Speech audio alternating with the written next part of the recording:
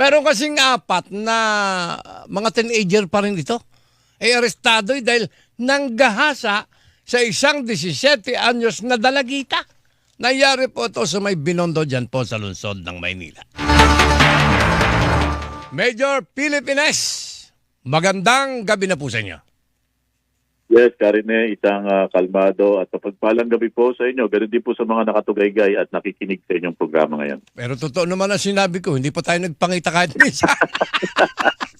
Totoo po, Karine, pero matagal na po talaga tayong nagkakaroon po ng puntahan sa radyo correct. po. Ganun ang radyo kasi. Anyway, okay. Ano ba nangyari dito? Ano ba ito? Mga minor din ba itong apat na nanggahasa? Mga minor din? Actually, Karine, yung dalawa po dito, minor po ito, dalawang 17 years old, itong si alias June at saka si alias Mike. Pero yung dalawa po ay hindi na po ito minor de edad, ito po ay 18 at saka 19 years old po. Na mga, nandito lang din po sa area, isa pong taga Navotas City at isa naman po taga Tondo, Manila. Magkakaibigan ho yun, magkakabarkada, magkakatropa, ganon. Yes po, Karine, yun po yung nakuha nating informasyon kung saan nga po, nakakalungkot po, pero isa pong grade 10 student po ang kanila pong hinalay ng sabay-sabay dito po sa may area po ng isang barangay po dito sa may Tondo, Manila. Kung saan nga po, nalaman po natin na kaya nangyari yung insidente, ito pong kaibigan itong ating biktima, ay niyaya po siya para po makipag-inuman dahil birthday din po nitong alias Mike na isa po nilang kasamahan dito. At kung saan po, nung nagkaroon po sila ng inuman, nalasing po itong biktima natin. At nung nalasing po yung biktima natin, doon po nila ginawa yung kahalayan dito sa biktima. Nako. Sabi nga po ng biktima, sabay-sabay pong ginawa nitong apat na ito. At nung nakatulog po itong mga suspect natin, nakatakas po itong ating biktima at nagsumbong agad po ito sa pulis natin. Kung saan po nagkandak po agad tayo ng follow-up operation at nahuli po natin itong mga ito. Sabi nyo kasi gusto ko lang liwanagin ito, Major. Huwag kang magdadamdam sa akin. Sabi mo, sabay-sabay ginasa. Hindi ba halinhinan yan? Mahirap yung sabay-sabay. Tama po kayo doon, Karime. Opo, at yun po kasi yung sabi niya, sabay-sabay daw po ginawa ng mga suspect po ito. Opo. Tama po kayo doon. Nagkamali po tayo ng litanyang ginamit doon. Pinapatawa lang naman kita. Totoo lang. Opo, tama po kayo Kaya doon. rin pag sabay-sabay yun. Yun yung salita. Opo. But anyway, wala hong merong sa apat na nanggahasa, wala silang merong relasyon doon sa ginahasang babae, wala.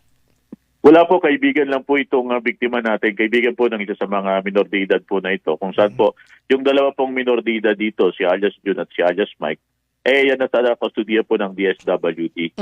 Hintay lang po natin yung result po ng assessment niya doon sa discernment. At pag nalaman po natin na they acted with discernment, mananagot po sila sa batas. Opo.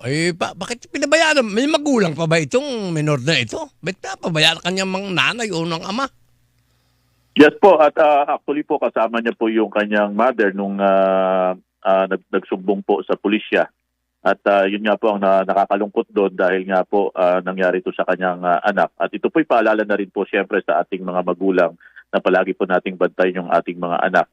At alam naman po natin na pag sa mga itong pagkakataon, may mga nagiging kaibigan niya na hindi po natin kilala, maaari po ito mapahamak. Opo. So yung mga suspect po, arestado na lahat? Yes po, Karine. Ito pong lahat ng mga suspect na daw ay arestado na po. Yung dalawa po ay nasa kustodiya po ng Dalpan Police Station. Iniintay lang po natin yung kanyang treatment order para madala po natin sila sa Manila City Jail. At yung dalawang minor, ito DSWD pa ito pagkaganyan, di ba? Tama po kayo, Karine. Pending po yung kanilang kaso dito. Pagka na-reach na po nila yung legal age, yun po, mag-deserve na po sila ng sentence. Nako, yung mga magulang natin, huwag niyong pabayaan na yung ganyang edad na kikipag-inuman na yung mga babae. Maria Joseph, siguro ito, sana makatulong ito sa mga magulang na nakikinig sa atin, Major. Tama po kayo, Karine. Ito po napanawagan natin sa ating mga magulang, yung mga magulang, lalo na po meron po tayong mga anak na minor de edad, mga kahalintulad po na ganito na maiwasan nating mangyari. At ito nga po yung nangyari dahil nga po hindi agad natin na-monitor kung sino po yung magiging kasama nitong biktima natin. Nangyari po itong bagay na hindi po natin inaasahan. Kailan ho ba nangyari ito, sir? Nangyari po ito, Karine, nung linggo lang po, nung Ito lang pong linggo natin, itong August 25 po. Opo. August 25 lang, isang araw lang. Anyway, mabuti naman at sana ay yung mga nakikinig sa atin ay matuto kung paano alagaan ang kanilang mga anak na babae. Anyway, gugulong ang hustisya dito. Wala namang kaduda-duda yan. Ngayon, bago kita pakawala, kumusta ang buong Maynila naman, ang buong AOR mo habang magkausap tayo, maliban dito sa pangyaring ito noong linggo? Yes, Karine, balita ko na rin po yung aming weekly accomplishment report, yung aming operational accomplishment report. Kung saan, Karine, yung campaign against illegal drugs po natin, nagkaroon po tayo ng 27 operation dyan, kung saan 15 na tao po ang nahuli natin dyan at nakakuha po tayo ng mahigit 33 million worth of drugs po. Iyon po ay isang linggo lamang po from August 18 to 24. At doon naman po sa campaign natin against illegal firearms po, meron po tayong ginawang 33 operation dyan kung saan 34 po yung nahuli nating mga individual dyan at nakakumpiska rin po tayo ng 37 firearms. At sa wanted person naman, Karine, meron po tayong total na 62 na mga most wanted at wanted person pong nahuli dito sa lungsod po ng Maynila. At ganoon din po dun sa iba pa po nating mga ginagawang operation katulad po ng illegal gambling. Meron po tayong 150 na nahuli ng mga nagsusugal po sa 44 operation po yan. At syempre po yung ating pong strict implementation ng city ordinance sa Karine, napakataas po. May napagmulta po tayong mahigit 8,000 mga individual dahil sa iba't ibang paglabag sa ordinansa po ng Maynila. Talaga lang matigas din ang ulo ng ating mga kababayan eh. Major? Tuloy-tuloy Yes po, pala ang Karine. operation ninyo eh.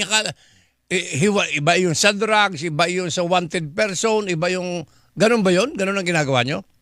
Yes po, lingguhan po natin itong inuulat sa ating mga kababayan para malaman po nila yung mga kaganapan dito sa aming lugar Tanikalaan at yung mga ginagawa po ng mga pulis Maynila. Kung saan nga po, Karine, katulad po na nabanggit ko, sa loob lamang po ng isang linggo, meron po kaming mahigit 33 million na price ng drug po na nakuha po natin. Ito po ay meron pong mabilang po ito na 5,404 grams. Yung po yung nakuha natin dito sa mga lugar natin na sabi nga natin, Karine, kung hindi po natin ito nahuli, malaking epekto po ito sa lungsod ng Maynila. Of course. Okay. Umuulan ba dyan? Kumusta dyan? Kanina, Karine, may pagsulya po at pagpatak po ng ulan pero ngayon po ay medyo makulimlim lamang at wala na po yung ating inaasahan na lakas ng pagulan.